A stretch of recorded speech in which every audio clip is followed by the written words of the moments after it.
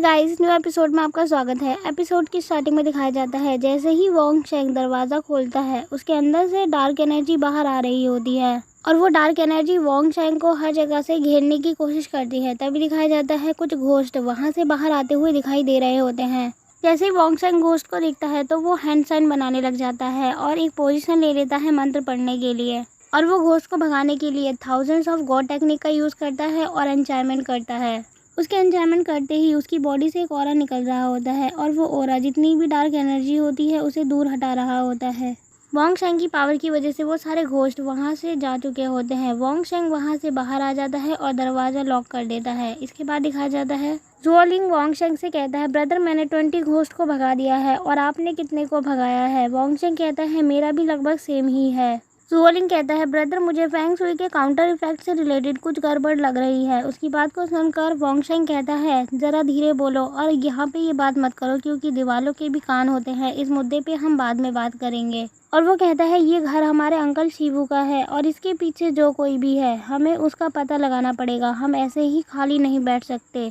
और दिखाया जाता है अंकल शिवू अभी तक एन्चायरमेंट कर रहे होते हैं और एन्चायरमेंट करते हुए वो अब काफ़ी ज़्यादा थक चुके होते हैं। सभी लोग उनके आसपास ही होते हैं। अंकल शिवू कहते हैं, इस तरीके के एन्चायरमेंट को करना बहुत ज़्यादा मुश्किल है। वो दोनों अब तक नहीं आए, क्या वो लोग उन घोस्ट को हरा नहीं पाए? तभी पीछे से वो दोनों आ रहे होते हैं। एक लेडी उन्हें देखकर कहती है, वो दोनों आ गए हैं। वो दोनों पास आ जाते हैं और तभी अंकल शिवू अपना एन्चायरमेंट करना रोक देते हैं और वो कहते हैं, वहाँ मौजूद एक बंदे से कहता है, ब्रदर तुम हमारे लिए रूम अरेंज करो क्योंकि अब हम बहुत ज़्यादा थक चुके हैं, हमें थोड़ा सा रेस्ट करना है। वो उसकी बात को मान लेता है और दिखाया जाता है रात हो चुकी होती है।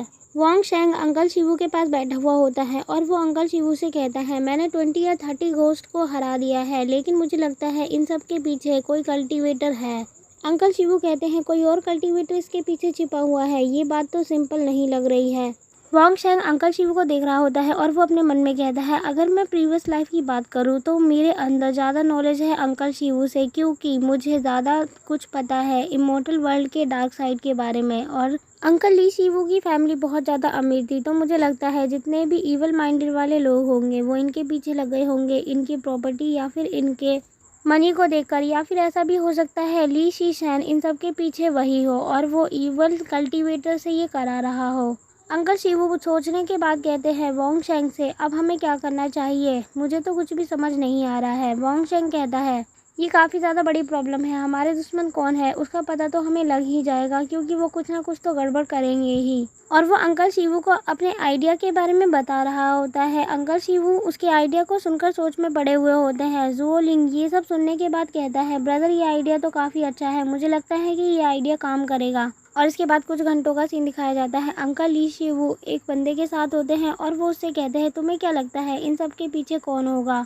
वो बंदा कहता है, ब्रदर मैं ऑक्शन चैरिटी के लिए बाहर गया हुआ था और मैं यहाँ पर था भी नहीं, इसीलिए मुझे इस बारे में कुछ भी मालूम नहीं है। अंकल ली शिवू कहते हैं, ब्रदर ज़रा ध्यान से सोचो क्योंकि हमारी प्रॉब्लम काफ़ी ज़्यादा बड़ी है। हमारी फैमिली के पीछे ये सब कौन करवा रहा है, मैं इस बारे में जानना चाहता हूँ। वो बंदा कहता है, मुझे इस बारे में कुछ भी मालूम नहीं है। और दिखाया जाता है वोंग शेंग ध्यान लगा रहा होता है और वो कहता है, पिछली लाइफ की तरह मैं इस लाइफ में बिल्कुल भी गड़बड़ नहीं करना चाहता। और वो कहता है, प्रीवियस लाइफ में ली फैमिली ने क्या मिस्टेक की थी ये मुझे जानना होगा। और तभी वो कहता है अपनी आंखें खोलकर, 10 साल पहले अंकल शिवू यहाँ से जा चुके थे मॉन्क बनने के लिए और यहाँ पर सिर्फ फेंग शुई रह गया था, तो क्या इन सब के पीछे फेंग शुई है? इसके बाद नेक्स्ट सीन दिखाया जाता है, मॉर्निंग हो चुकी होती है। अंकल ली शिवू उस बंदे से कहते हैं, ब्रदर घोस्ट निकल चुके हैं, अगर तुम्हें डिफरेंट एक्टिविटी होती हुई नज़र आती है तो तुम तुरंत हमें खबर करना, हम तुम्हारी हेल्प के लिए आ जाएंगे। उसकी बात को सुनकर वो बंदा कहता है, थैंक यू हमारी इतनी ज़्यादा हेल्प करने के लिए। और यहीं से सीन शिफ्ट होता है। दिखाया जाता है रात हो चुकी होती है और ली फैमिली के घर को दिखाया जाता है। ली फैमिली के घर के पास झाड़ियों के पीछे ज़ुओलिंग और वोंग शेंग छिपे हुए होते हैं। वोंग शेंग कहता है, ब्रदर हमें और कितना ज़्यादा वेट करना पड़ेगा? वोंग शेंग कहता है, हमें कम से कम आधी रात तक तो वेट करना पड़ेगा क्योंकि आधी रात को सूरज की किरणें नहीं होती और इसीलिए जितने भी घोस्ट होते हैं वो बहुत ज़्यादा ताकतवर होते हैं। और इनके अलावा घोस्ट कल्टीवेशन वाले लोग, उनके अंदर भी काफ़ी ज़्यादा कॉन्फिडेंट होता है और वो लोग ज़रूर बाहर आएंगे। और वो कहता है, ली फैमिली के बाहर मॉनिटरिंग करने के लिए कंप्यूटर स्क्रीन को लगा दिया है और सीसीटीवी कैमरा में दिख जाएगा जो कोई इंसान अगर एंटर करता है अंदर तो। अगर ली फैमिली ही सच में घोस्ट को रिलीज़ करती है तो हमें ज़रूर पता चल जाएगा, लेकिन अब उनके पास 70 और 80 घोस्ट ही बचे होंगे। लेकिन अभी तक हमें इस बात का कोई भी क्लू नहीं मिल पाया है, इसीलिए हमें बाहर रहकर ही पता लगाना पड़ेगा और यही मुझे लगता है कि बेस्ट ऑप्शन है। अगर कोई ली फैमिली का ही बंदा बाहर से अंदर घोस्ट ले जाता है तो आज हमें पता चल जाएगा, या फिर कोई बाहर का इंसान भी हो सकता है जो अंदर ले जाता होगा घोस्ट। रोलिंग कहता है, ब्रदर मैं तुम्हारी बात समझ गया, तुम कह रहे हो कि हमें आफ्टरनून में जाना होगा और रात में वापस आना होगा। वॉन्ग शेंग कहता है, हमें यहीं रुक के थोड़ा सा वेट करना होगा, क्योंकि मुझे लगता है कि जो कोई भी इसके पीछे छिपा हुआ है वो ज़रूर सामने आएगा। सीक्रेट तरीके से वो अपना काम कर रहा है। शायद से वो ली फैमिली का कोई भी मेंबर हो सकता है जो घोस्ट को कंट्रोल करने की कोशिश कर रहा है और ली हाउस में ले जा रहा है और साथ ही सारे लोगों को परेशान भी कर रहा है। जुओलिंग कहता है, ब्रदर मैं तुम्हारी बात तो सुन रहा हूँ, लेकिन अगर वो लोग शातिर निकले और उन्होंने कोई भी एक्टिविटी नहीं की जिससे हमें कुछ भी पता चल पाए तो फिर हम क्या करेंगे। वॉन्ग शेंग कहता है, हमें यहाँ पे रुक कर वेट ही करना होगा, क्योंकि प्रूफ कोई ना कोई तो मिल ही जाएगा। वैसे भी हमने अंकल ली शिवू को प्रॉमिस किया है और इसीलिए प्रॉमिस पूरा करना पड़ेगा। और तभी दिखाया जाता है वॉन्ग शेंग बैठकर ध्यान लगा रहा होता है और वो कहता है, हमें थोड़ा सा वेट करना होगा जब तक हमें गुनहगार का पता ना लग जाए। और तभी दिखाया जाता है वॉन्ग शेंग ध्यान लगाकर अपने स्पिरिचुअल थॉट को ली हाउस के आसपास भेज रहा होता है ताकि उसे कुछ इन्फॉर्मेशन मिल जाए।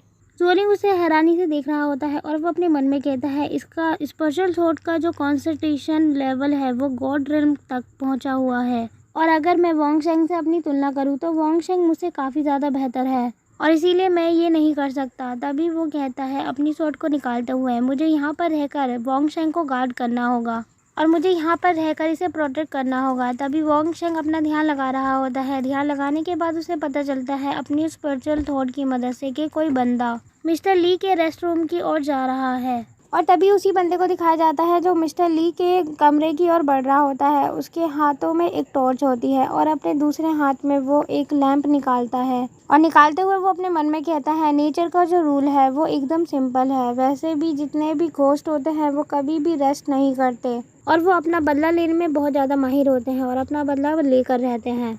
ये कहते हुए वो अपनी फिंगर को कट करता है और अपने ब्लड को उस लैम्प के ऊपर गिरा रहा होता है, जिस वजह से उस लैम्प के अंदर से एक डार्क एनर्जी बाहर निकल रही होती है और वो डार्क एनर्जी किसी और की नहीं, एक घोस्ट की होती है। वो घोस्ट बाहर आ जाता है। वो बंदा कहता है, ब्रदर जैंग मुझे माफ़ करना, मैं तुम्हारी ज़िंदगी को ख़तरे में नहीं डालना चाहता था, लेकिन मैं क्या करूं, मैं खुद को भी एक्सपोज होता हुआ नहीं देख सकता और शायद आज मैं अपनी हेल्प नहीं कर पाऊंगा, क्योंकि जो वुडेंग माउंटेन से लोग आए हैं वो अपने वुडेंग माउंटेन वापस नहीं जा पाएंगे कल। ये कहते हुए वो दरवाजे की ओर बढ़ रहा होता है। वो अपने घोस्ट के साथ जैसे ही उस दरवाजे के पास आता है, वो घोस्ट उस दरवाजे को अपने हाथों से खोलने की कोशिश करता है, लेकिन वहाँ पर एक एमुलेट एक्टिवेट हो जाता है, जिस वजह से वो घोस्ट आगे तक नहीं बढ़ पाता। एमुलेट की एनर्जी उसे दूर धकेल रही होती है। वो बंदा कहता है, लगता है ये वुडेंग माउंटेन का एमुलेट एक्टिवेट हो गया है।